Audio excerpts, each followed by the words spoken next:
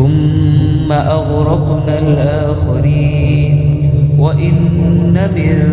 شيعته لإبراهيم إذ جاء ربه بقلب سليم إذ قال لأبيه وقومه ماذا تعبدون أئفكا آلهة دون الله تريدون فما ظنكم برب العالمين فنظر نظرة في النجوم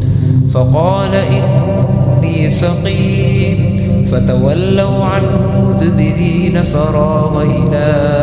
آلهتهم فقال ألا تأكلون فراغ عليهم ضربا باليمين فأقبلوا إليه يزفون قال أتعبدون ما تنحتون قالوا بنوا له بنيانا فألقوه في الجحيم فأرادوا به كيدا فجعلناهم الأسفلين وقال إني ذاهب إلى ربي سيهدين رب هب لي من الصالحين فبشرناه بغلام حليم فلما بلغ معه السعي قال يا بني إني أرى في المنام أني أذبحك فانظر ماذا ترى قال يا أبت افعل ما تؤمر ستجدني إن شاء الله من الصابرين فلما أسلما وتله للجبين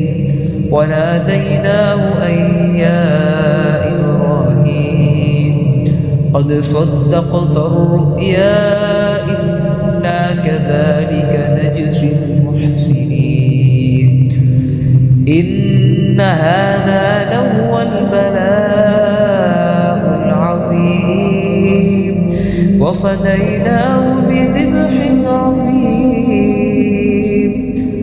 وتركنا عليه في الآخرين سلام على إبراهيم كذلك نجزي المحسنين إنه من عبادنا